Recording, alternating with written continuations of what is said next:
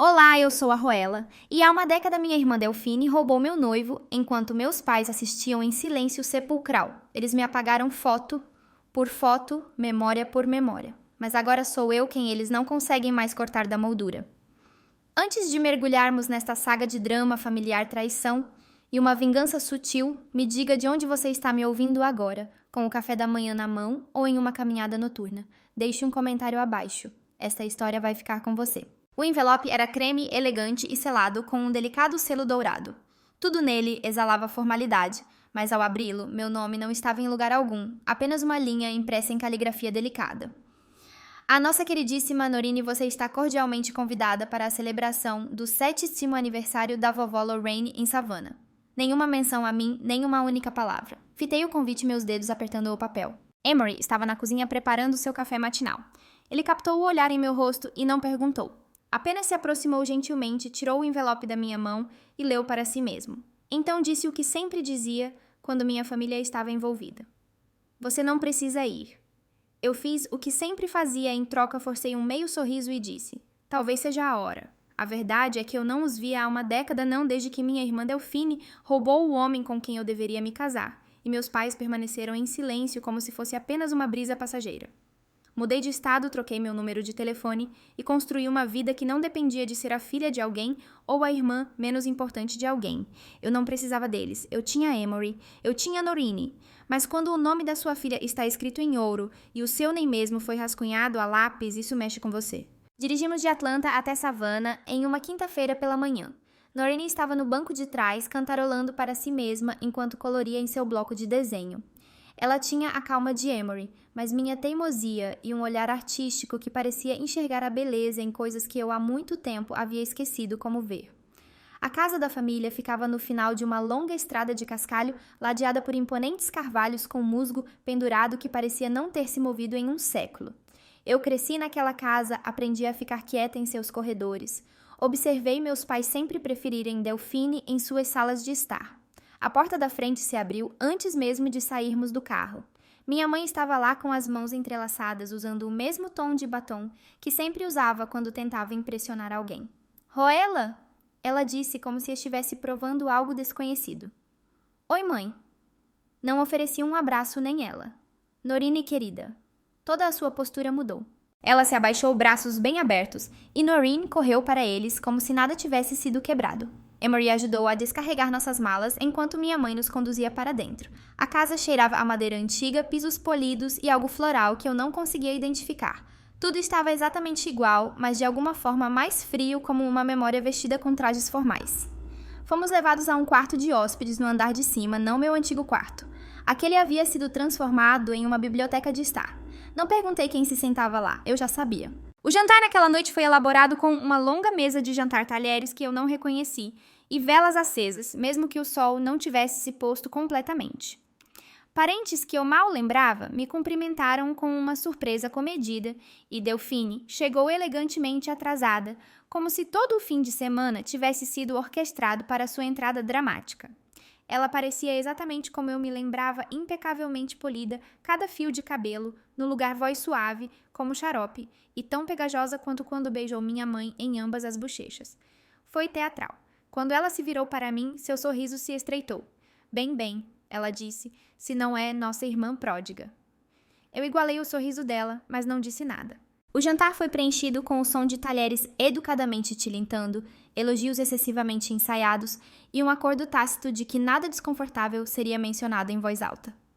Esse acordo terminou no momento em que Delfine ergueu sua taça na metade da refeição. Sabe, ela disse girando o vinho em sua taça. Eu estava pensando no Calvin outro dia. Acho que nós duas nos livramos de uma boa. Não é. O ar na sala mudou. Talheres congelaram no ar. Ela deu um gole. A sala riu incerta se deveria rir ou esperar minha reação. Eu não disse uma palavra. Apenas a encarei longa e firmemente. Meu estômago se revirou, mas eu não deixaria transparecer. Não era apenas o que ela disse, era como ela disse, como se ainda acreditasse que havia vencido algo, como se tivesse esquecido o preço. Mais tarde naquela noite, quando todos haviam se recolhido aos seus quartos, eu estava perto da janela do nosso quarto de hóspedes. Norine já estava dormindo, aninhada contra Emory, que lia em silêncio na cama. Observei a luz da lua pousar nos galhos de carvalho lá fora e pensei no silêncio, aquele tipo de silêncio que não cura, apenas esconde. Quando Delphine roubou Calvin, eu esperava que meus pais dissessem algo, qualquer coisa. Mas tudo o que me deram foi um silêncio vazio, que doeu mais do que qualquer insulto. Ele me disse exatamente onde eu estava na família, em lugar nenhum. Deixei a casa todos aqueles anos atrás com uma mala e um voto eu não imploraria para pertencer novamente. E não havia. Mas agora eu estava de volta, não por eles, nem mesmo por um fechamento, mas pela minha filha.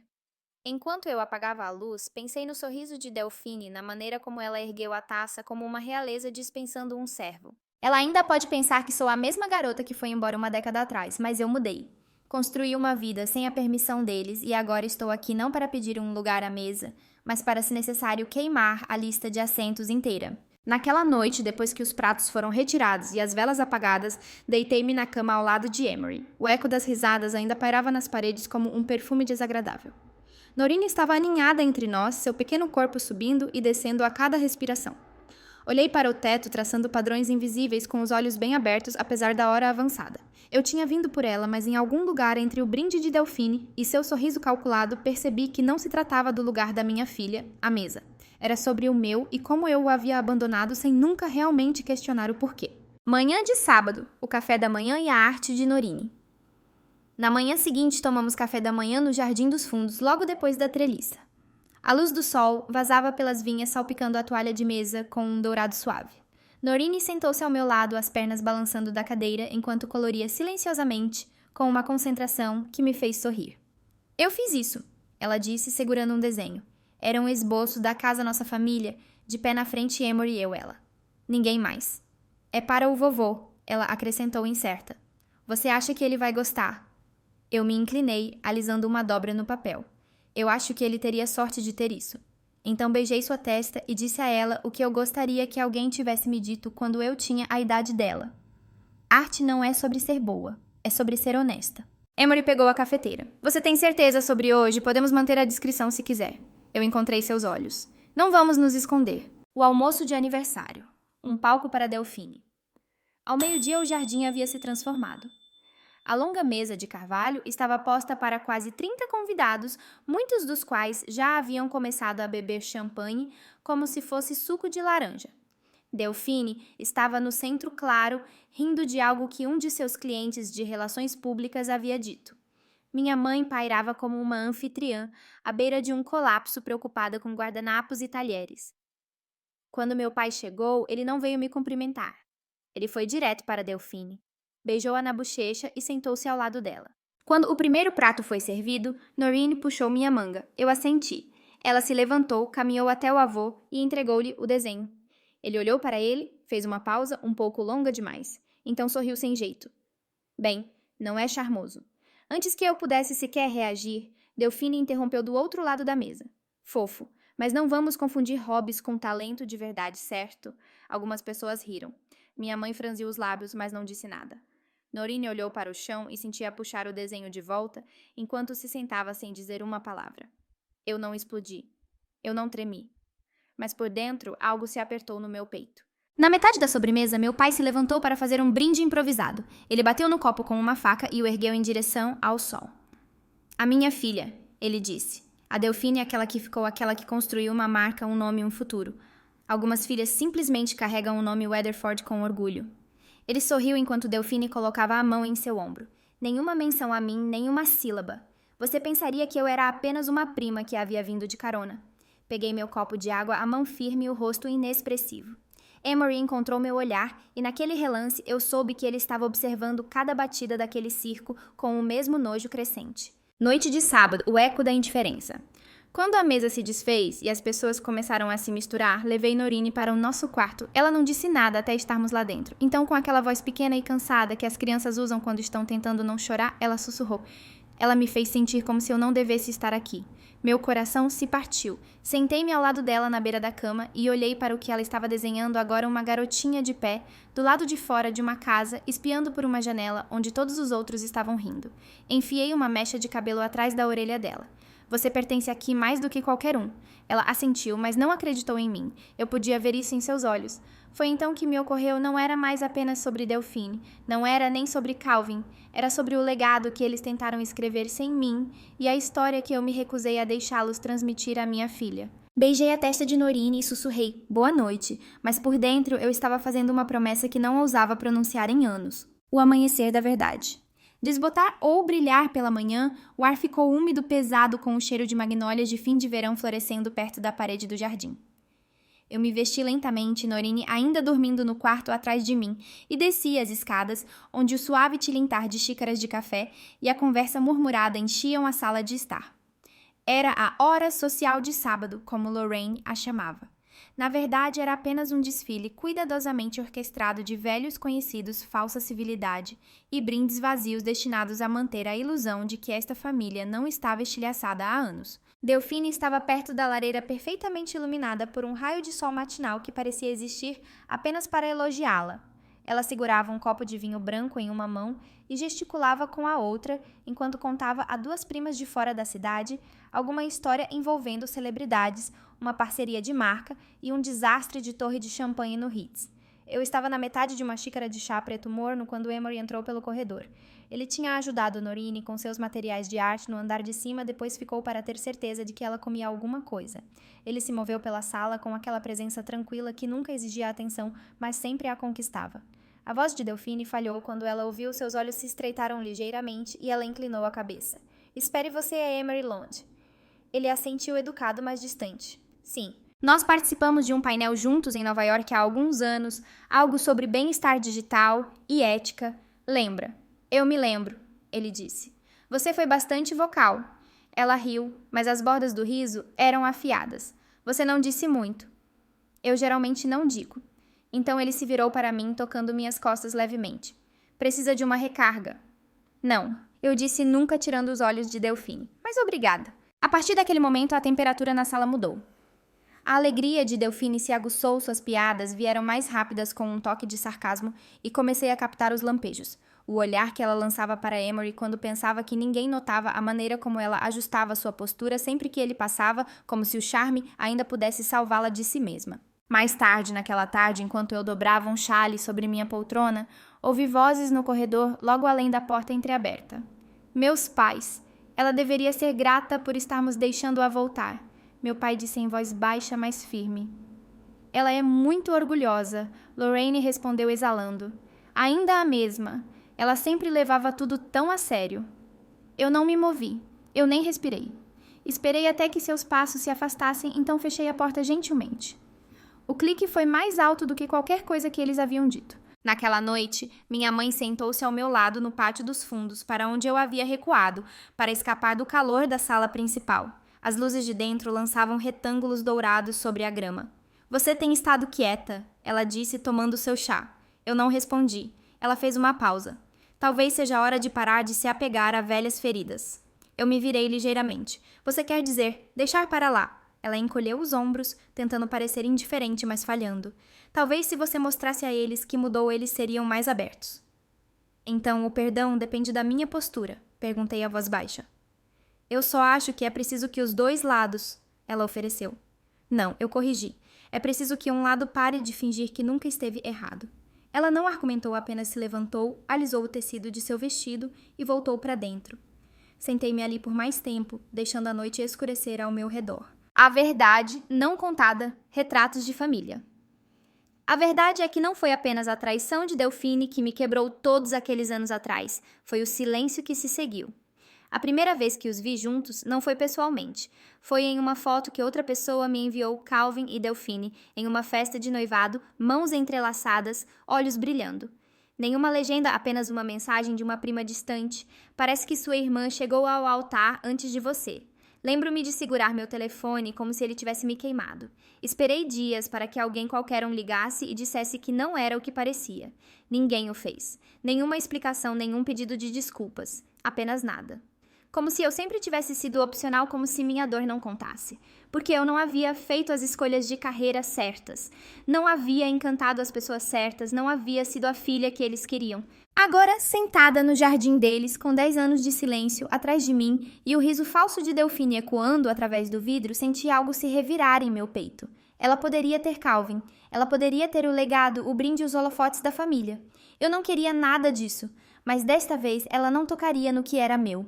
A hora do sneak peek, a invisibilidade imposta. Na manhã seguinte, fomos levados para fora logo depois do café da manhã. Um fotógrafo havia chegado, sua bolsa de câmera jogada sobre um ombro, óculos de sol ainda no rosto, apesar do céu nublado. Lorraine tagarelava que era a hora dos retratos de família.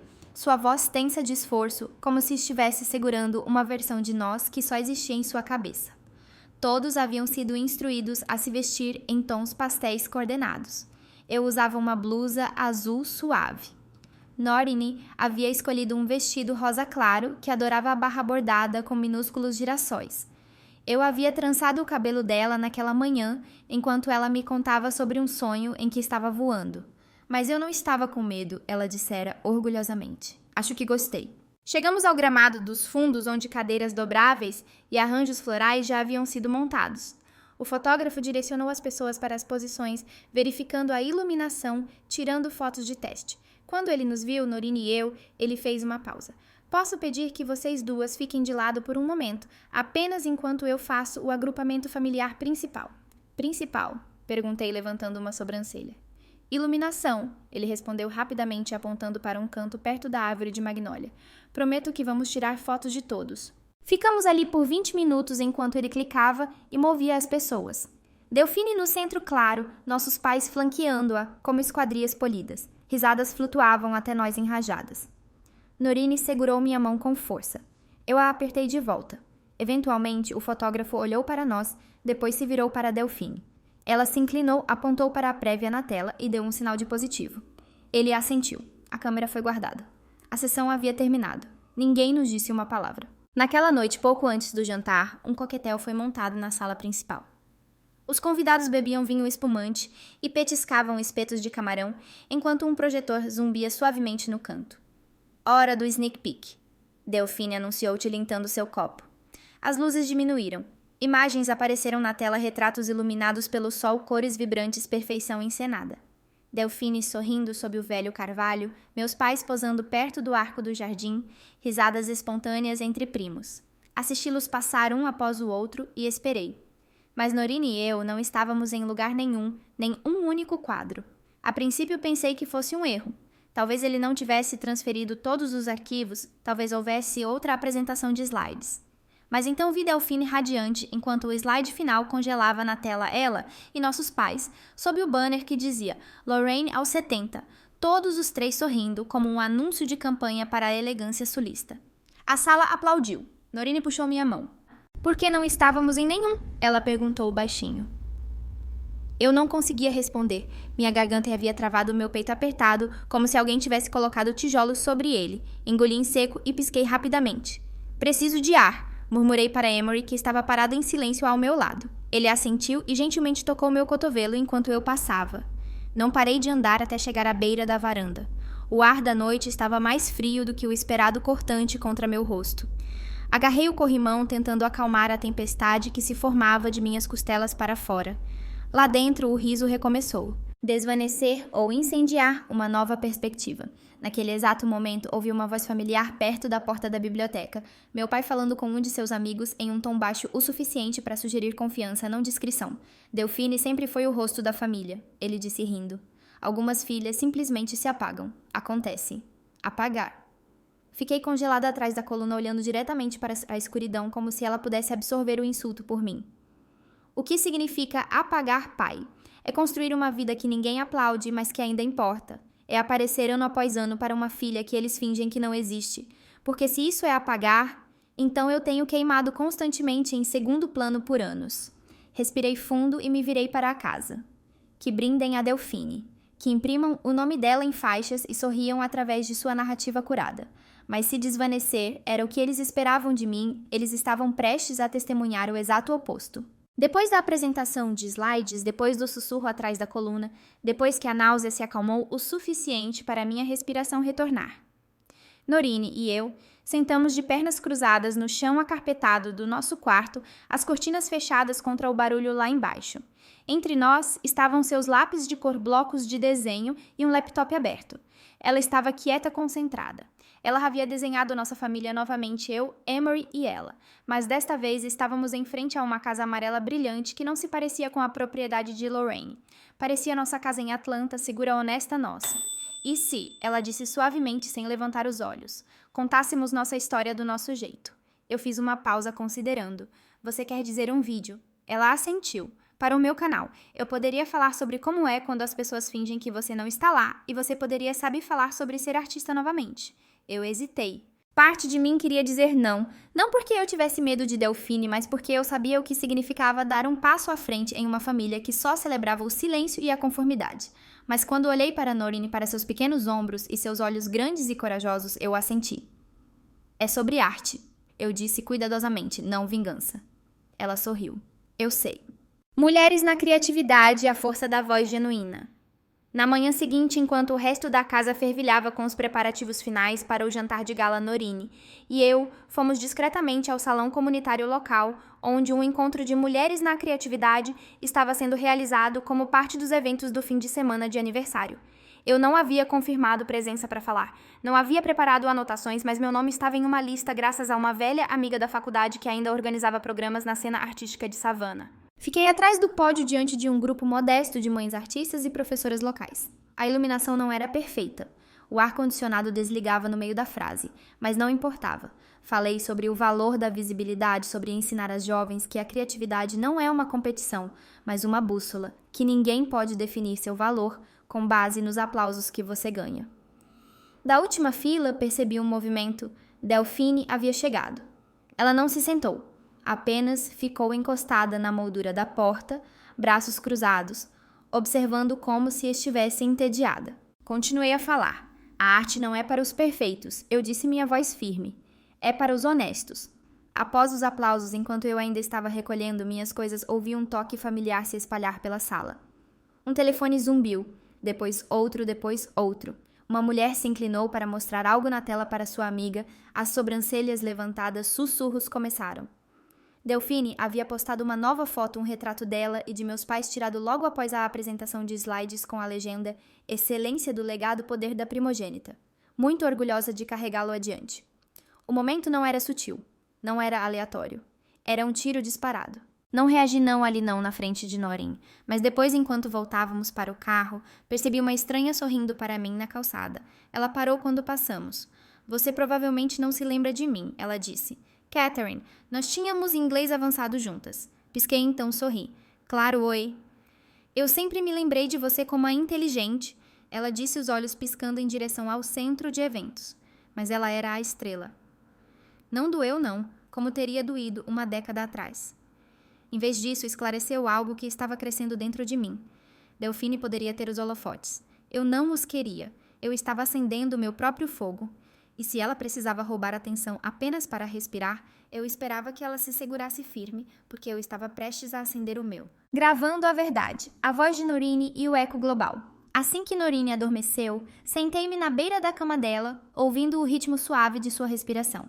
A luz do corredor entrava pela porta entreaberta, e por um momento, a casa parecia pertencer a outra pessoa, um lugar para onde eu havia acabado de vagar, não o lugar onde fui criada.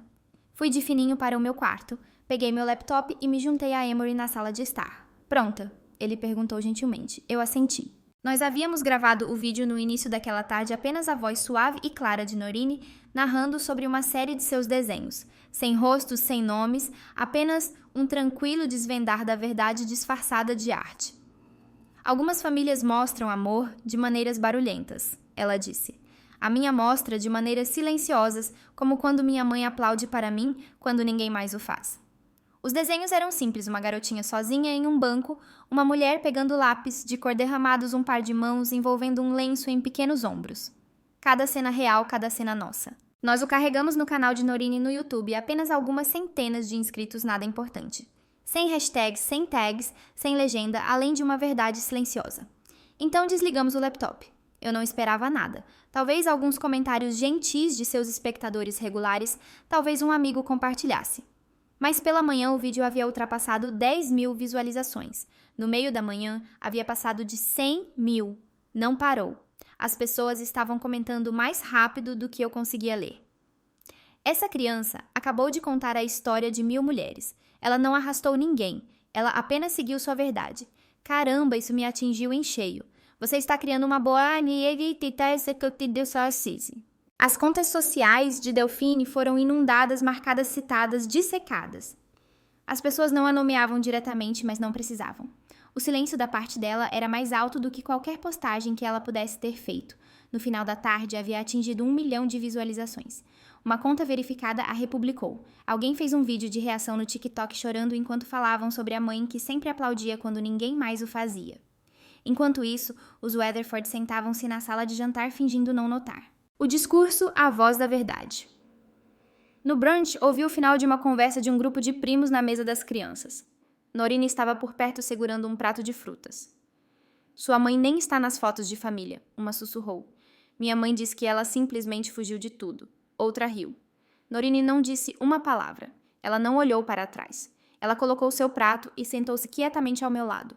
Eu não reagi não, então, mas algo se aguçou dentro de mim. Naquela noite, o sol estava apenas se pondo atrás do musgo espanhol, do lado de fora da janela da varanda. Sentei-me na cama, escovando o cabelo de Norine, enquanto ela cantarolava para si mesma. Então a abracei longa e apertada. Você é corajosa, sussurrei, e gentil, e não importa o quão alto eles sejam, a verdade tem seu próprio volume. Ela se inclinou em meu ombro. Ficamos assim por um tempo, a casa finalmente quieta ao nosso redor. Então abri meu laptop. Eu não tinha uma plataforma como Delphine. Não tinha uma equipe de marketing ou uma marca cuidadosamente curada. Mas eu tinha palavras. Eu tinha algo real. E desta vez eu não ia sussurrar. Eu ia falar tão claramente que eles não teriam escolha a não ser ouvir. Depois que terminei de rascunhar as primeiras linhas do meu discurso, afastei-me do laptop, deixando o silêncio do quarto me envolver. Meu telefone zumbiu na mesa com uma notificação que me trouxe de volta à ação. Peguei-o, então congelei. Delphine havia feito sua jogada. A revista regional Savannah Legacy and Lifestyle acabara de publicar uma entrevista com ela. O título Poder Presença. Primazia. Eu a folheei. O artigo a pintava como uma visionária equilibrada. Delphine Weatherford, filha mais velha da influente família Weatherford, lidera com graça. E então veio a única frase em que eu existia. Ela sempre foi a mais quieta, Delphine disse. Minha irmã introvertida escolheu uma vida mais tranquila criando sua filha com amor, tenho certeza. Nenhuma menção ao meu nome, nenhuma menção a Norine, nenhuma menção ao que ela havia feito. Apenas branding. Fechei o navegador e exalei lentamente. O controle de danos era previsível, mas ela subestimou o mundo que estava tentando manipular. As pessoas não estavam comprando. Ao meio-dia, a internet havia explodido. As sessões de comentários acenderam sob o artigo. Engraçado como a quieta criou a criança mais destemida.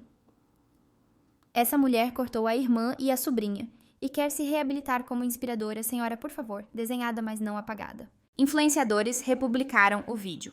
Uma mãe famosa por seu blog de maternidade o compartilhou legendando verdade dita em lápis de cor. Assista a isso. Podcasters dissecaram o contraste entre relações públicas polidas e narrativa autêntica. Uma hashtag que se tornou tendência, desenhada mas não apagada. A ironia atingiu forte. Por anos eu havia sido feita para sentir que minha presença diluía a imagem dos Weatherford. Agora o mundo curado de Delphine estava se desfazendo uma postagem de cada vez. Seus clientes notaram. No dia seguinte, uma de suas maiores contas, uma linha de cuidados com a pele de propriedade de uma celebridade, divulgou um comunicado. Acreditamos em transparência e autenticidade.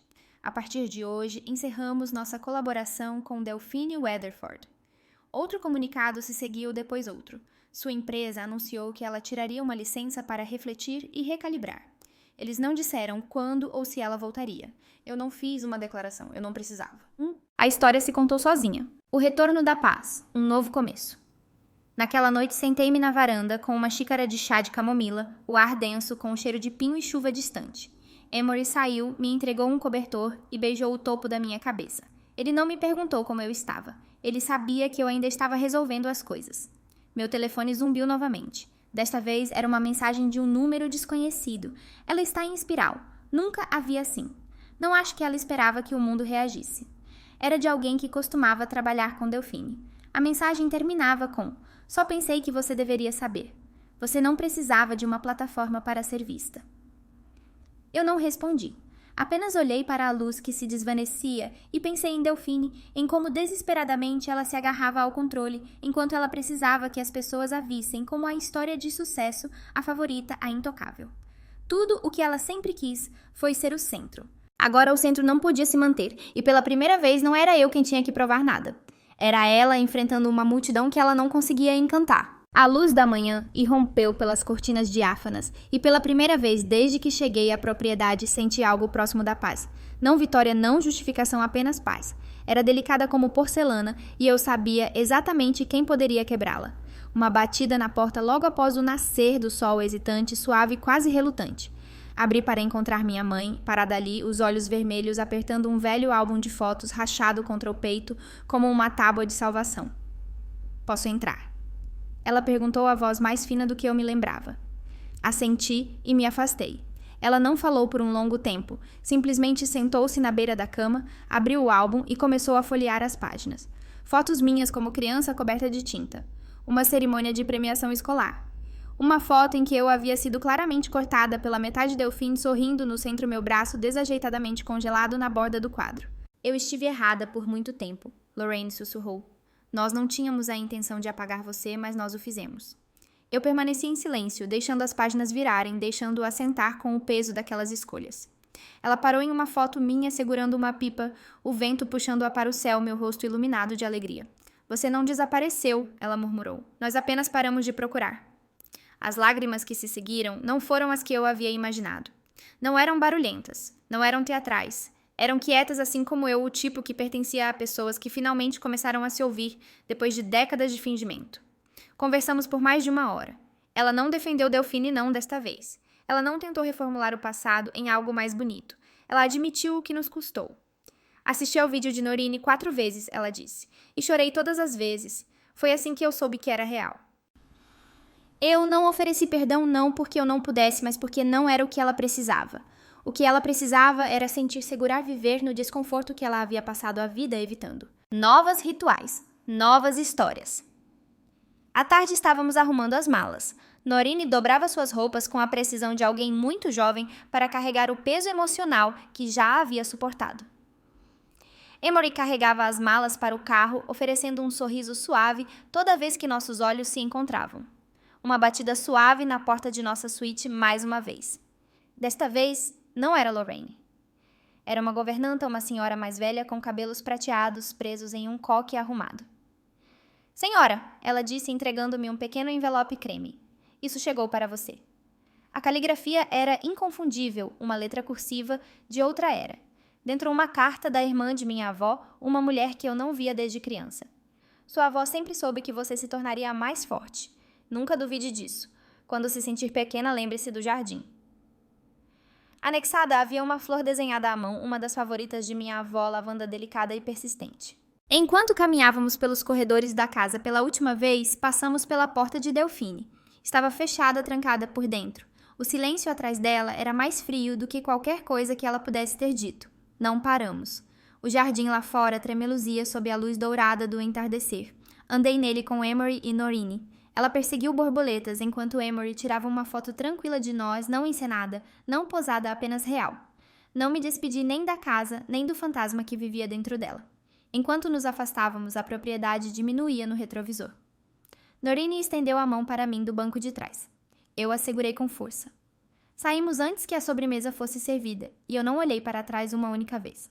3 meses depois, eu estava atrás de um pódio em um modesto auditório lotado de mulheres que vieram ouvir histórias de sobrevivência, não de vitórias de contos de fadas, não de finais limpos e polidos, apenas a verdade crua, arduamente conquistada e sem adornos.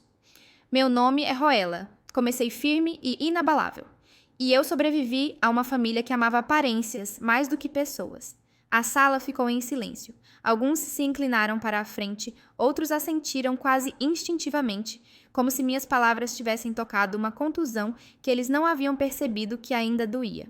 Por muito tempo, acreditei que se eu me encolhesse o suficiente e ficasse quieta o suficiente, a dor passaria por mim como uma sombra. Mas a dor não passa. Ela se enraiza no silêncio. Na primeira fila, Norine sentou-se com seu bloco de desenho, a cabeça baixa em concentração, seu lápis arranhando suavemente. Ela não precisava levantar os olhos. Ela já sabia a história de cor, porque a havia vivido ao meu lado. Delphine nunca divulgou um comunicado. Sua empresa de relações públicas definhou nos meses após a reação social. Clientes desapareceram silenciosamente. Convites pararam de chegar. Aquele sorriso que ela costumava usar como arma tornou-se opaco, previsível, forçado. Ela está tirando uma folga, alguém sussurrou em um almoço que eu participei há 2 semanas, passando um tempo consigo mesma. O tom não continha simpatia, apenas curiosidade, como observar a queda de uma estátua que ninguém ousava questionar antes. Harlan se aposentou dos conselhos em que atuava, desapareceu no fundo de um mundo que não precisava mais de seu charme curado. Lorraine, por sua vez, começou a frequentar reuniões semanais do Clube do Livro no centro de idosos, daquelas com chá, biscoitos e lenços de papel em cada mesa. Não nos falamos desde o dia em que deixei a propriedade, e esse silêncio, ele não dói mais. Ele zumbia como um encerramento. Em casa, construímos novos rituais, caminhadas de domingo, noite de pizza na sexta-feira no chão. O canal de Norine no YouTube cresceu não em explosões de visualizações, mas com um fluxo leal e constante de pessoas que se viam em seus desenhos suaves. Ela começou a assinar sua arte com Anne Weatherford, não para reivindicar o nome, mas para reformular o que ele poderia significar. Emory começou a me acompanhar na biblioteca local nos fins de semana. Agora damos oficinas de arte e escrita para crianças que sentem que não pertencem. Contamos a verdade a elas desde cedo. Pertencimento não é algo pelo qual você espera, é algo que você cria. Uma carta inesperada, o caminho da liberdade. Uma noite logo depois do jantar, Norine rastejou para o sofá, ao meu lado, seu bloco de desenho na mão. Você acha que eles se arrependem de alguma coisa? Ela perguntou. Eu sabia o que ela queria dizer, não apenas Delphine ou meus pais, mas toda a linhagem de silêncio pela qual havíamos caminhado. Eu não sei, eu disse honestamente, mas não acho que o arrependimento seja o que cura qualquer coisa. A mudança cura. Ela assentiu lentamente e abriu seu bloco. Na página um esboço, uma mulher e uma garotinha paradas em uma bifurcação em um caminho. Um lado era uma mansão impecável, mas fria. O outro uma trilha florestal sinuosa salpicada de sol e aberta. Somos nós, ela disse. Toquei sua bochecha gentilmente. Isso mesmo. E nós pegamos a estrada sem aplausos, apenas liberdade. Mais tarde, naquela noite, sentei-me à janela e abri a carta novamente, aquela da tia Selma, a irmã de minha avó, a única familiar que realmente me viu. Você nunca foi feita para caber na moldura deles, dizia. Você foi feita para desenhar a sua própria. Foi só naquele exato momento que entendi a profundidade dessa verdade. Minha vida havia sido editada, cortada e legendada por pessoas que nunca me conheceram de verdade, e ainda assim eu não havia desaparecido. Eu havia redesenhado cada linha da minha história com uma mão mais firme. Eu não recebi o pedido de desculpas que queria, mas me tornei a mulher que não precisava mais dele. Às vezes, o drama familiar não é sobre discussões aos gritos ou portas batendo. É sobre as traições silenciosas, o favoritismo não dito e o longo caminho para a cura sem nunca ouvir "me desculpe". Mas talvez a verdadeira vitória não seja conseguir o pedido de desculpas. Talvez seja em reivindicar sua história e escolher a paz em vez da permissão. O que você faria se sua própria família tentasse te apagar da história? Se esta história te tocou, clique no botão de se inscrever e fique por aqui. Temos mais histórias que falam ao coração a dor e a cura. Deixe-nos saber o que você pensa nos comentários abaixo.